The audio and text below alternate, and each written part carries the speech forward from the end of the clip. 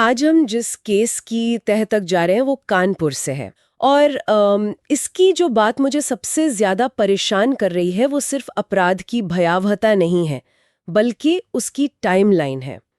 सिर्फ 4 महीने, एक प्रेम विवाह जो परिवारों के खिलाफ जाकर किया गया, वो सिर्फ 4 महीने में हत्या पर खत्म हो गया। हमारे पास जो शुरुआती रिपोर्ट्स हैं वो पुलिस को दिए गए आरोपी के बयान पर आधारित हैं। तो आज हम सिर्फ ये नहीं देखेंगे कि क्या हुआ, बल्कि ये समझने की कोशिश करेंगे कि ऐसा कैसे हो सकता है। एक रिश्ता बनने में इससे ज्यादा वक्त लग जाता है। यहाँ 4 महीने में ऐसा क्या गलत हो गया कि एक प्रेम कहानी एक खूनी कहानी में बदल गई। और यहीं पर इस मामले का सबसे बड़ा विरोधाभास छिपा है, जिस चीज ने शायद इस रिश्ते को बनाया, यानी दुनिया और परिवार के खिलाफ जाकर एक होने का वो जुनून, शायद उसी ने इस रिश्ते की नींव को अंदर से खोखला कर दिया। जब आप दुनिया से लड़ने के लिए एक होते हैं तो अक्सर आप एक दूसरे से लड़ने के लिए बिल्कुल अकेले रह जाते हैं। चलिए इसी पहलू को ध्यान में रखकर इस कहानी की परतों को खोलते हैं। ठीक है, तो पहले किरदारों और हालात को समझ लेते हैं। जगह है कानपुर का महाराजपुर थाना क्षेत्र।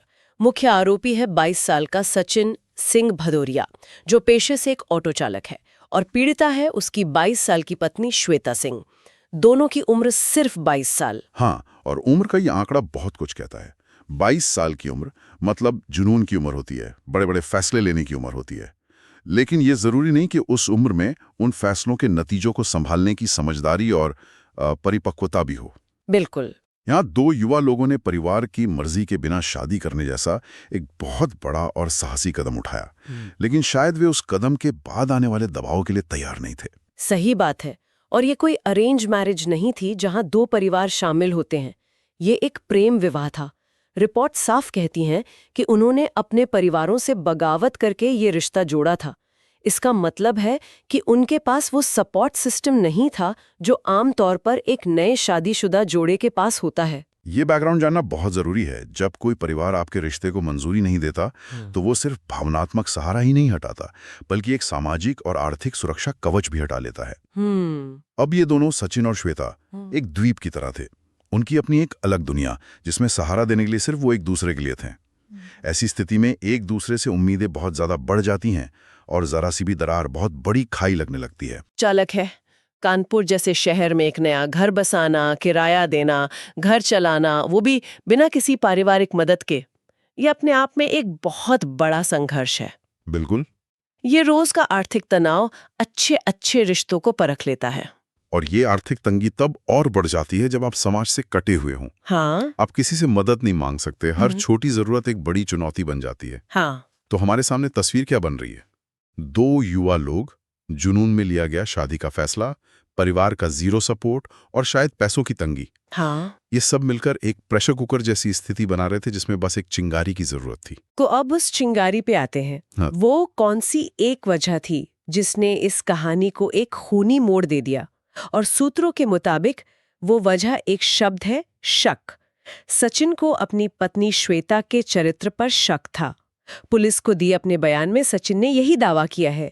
उसका कहना है कि उसे शक था कि श्वेता पड़ोस में रहने वाले दो युवकों के साथ कुछ गलत कर रही है। ये बात उसे कुछ समय से परेशान कर रही थी। हाँ, शक एक वजह बताई जा रही है, लेकिन हमें इसे बहुत सावधानी से देखना होगा। अक्सर घरेलू हिंसा के मामलों में चरित्र पर शक का इस्तेमाल हिंसा को जायज ठहराने के लिए एक बहाने के तौर पर किया जाता है। अच्छा। असली वजह शायद कंट्रोल करने की इच्छा और गहरी असुरक्षा की भावना हो, जिसका श्वेता के असल व्यवहार से कोई लेना देना हो ही ना। जब आप परिवार और समाज से कट जाते हैं तो असुरक्षा की भावना कई गुना बढ़ जाती है। आपका पार्टनर ही आपकी पूरी दुनिया बन जाता है और उसे खोने का डर एक खतरनाक रूप ले सकता है। रात को ये शक और गुस्सा अपने चरम पर पहुंच गया। सचिन काम से अचानक घर लौटा। उसने दावा किया कि उसने श्वेता को कमरे में दो और युवकों के साथ देखा था। रिपोर्ट्स के मुताबिक बस यही देखकर वो अपना आपा खो बैठा। ये एक बेहद विस्फोटक स्थिति है। यहाँ ये भी सोचने वाली बात है कि उनके बीच बातचीत कितनी कम हो गई होगी। अगर सचिन को पहले से शक था तो क्या उसने कभी इस बारे में श्वेता से सीधे बात करने की कोशिश की? या ये शक सिर्फ उसके दिमाग की उपज थी जो धीरे धीरे बढ़ता गया और उसने अपने मन में ही एक कहानी बुन ली? जब संवाद के रास्ते बंद हो जाते हैं तो दिमाग खाली जगहों को अपने सबसे बुरे डर से भर देता है। सही बात है। हो सकता है सचिन ने अपने दिमाग में जो तस्वीर बनाई उसका हकीकत से कोई वास्ता ही ना हो, और उसी गुस्से में, उसी कहानी पर यकीन करके उसने श्वेता का गला घोंट दिया। एक पल का गुस्सा और एक जिंदगी खत्म। 4 महीने का प्यार, 7 जीने मरने की कस्में, सब एक झटके में खत्म हो गया। ये घटना हमें दिखाती है कि कैसे विश्वास की कमी एक रिश्ते को तबाह कर सकती है, खासकर तब जब आपके पास मुश्किल समय में सलाह देने या बीच बचाव करने वाला कोई तीसरा व्यक्ति न हो। कोई दोस्त, कोई रिश्तेदार। बिल्कुल। जब आप बाहरी दुनिया से लड़ने के लिए एक होते हैं तो ये बहुत जरूरी हो जाता है कि आपके बीच का विश्वास अटूट हो। यहाँ ऐसा लगता है कि वो विश्वास ही सबसे कमजोर कड़ी साबित हुआ। हत्या के बाद जो हुआ वो इस कहानी को और भी अजीब बना देता है। आमतौर पर अपराधी भागने की कोशिश करता है, सबूत मिटाता है, लेकिन सचिन ने ऐसा कुछ नहीं किया। रिपोर्ट्स बताती हैं कि वो हत्या के बाद करीब 4 से 8 घंटे तक कानपुर की सड़कों पर बस भटकता रहा। ये सोचना भी अजीब है कि उस वक्त उसके दिमाग में क्या चल रहा होगा। क्या वो सदमे में था? क्या उसे पछतावा हो रहा था? या वो बस ये समझने की कोशिश कर रहा था कि उससे क्या हो गया है? अपराध के बाद घंटों तक इस तरह भटकना एक क्लासिक डिसोसिएटिव फ्यूग जैसी स्थिति की ओर इशारा करता है। डिसोसिएटिव फ्यूग? हाँ, ये एक मनोवैज्ञानिक शब्द है जिसका मतलब है कि उसका दिमाग शायद उस भयानक सच को स्वीकार ही नहीं कर पा रहा था। वो एक तरह की मानसिक धुंध में था। ये सिर्फ पछतावा नहीं, बल्कि एक गहरा मनोवैज्ञानिक सदमा है, जहां आपका दिमाग आपको उस हकीकत से बचाने की कोशिश करता है जिसे आपने ही अंजाम दिया है।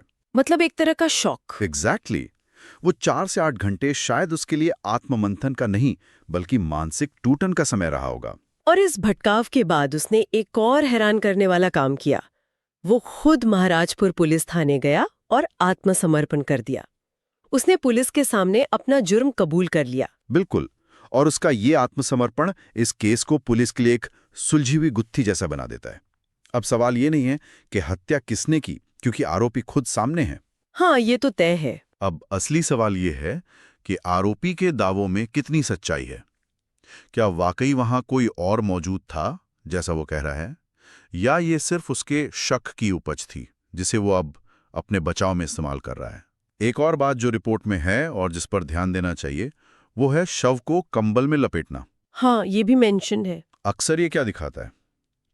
ये कभी-कभी अपराध बोध या उस व्यक्ति के प्रति बचे हुए लगाव का एक अजीब सा संकेत होता है। अच्छा। हाँ, जैसे उस भयावह काम को अंडू करने की एक अवचेतन कोशिश। पुलिस जब सचिन के बताए पते पर पहुंचे तो उन्हें श्वेता का शव घर में कंबल में लिपटा हुआ मिला। शव को पोस्टमार्टम के लिए भेज दिया गया है और सचिन को गिरफ्तार कर लिया गया है। अब पुलिस की आगे की जांच शुरू हो गई है। और अब इस जांच में पोस्टमार्टम रिपोर्ट बहुत अहम होगी। उससे मौत का सही समय और कारण पता चलेगा। साथ ही पुलिस उन 2 युवकों से भी पूछताछ करेगी जिनका जिक्र सचिन ने किया है, अगर वे सच में मौजूद थे। हाँ, और आसपास के लोगों के बयान भी। बिल्कुल, तभी पूरी तस्वीर साफ हो पाएगी। लेकिन एक बात तो साफ है, उसका आत्मसमर्पण करना ये दिखाता है कि ये शायद आवेग में किया गया अपराध था, जिसके बाद उसे अपने किए की भयावहता का एहसास हुआ।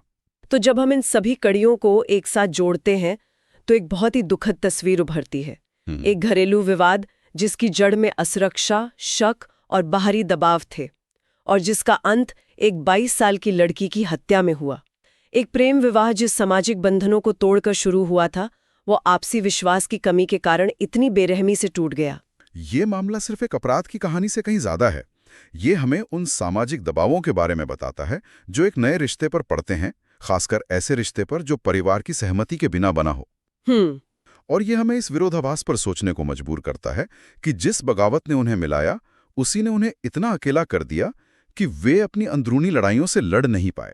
यहाँ एक सवाल मेरे मन में ये भी आ रहा है कि क्या उनके आसपास किसी को, किसी दोस्त को या मकान मालिक को उनके बीच चल रहे इस तनाव का अंदाजा था?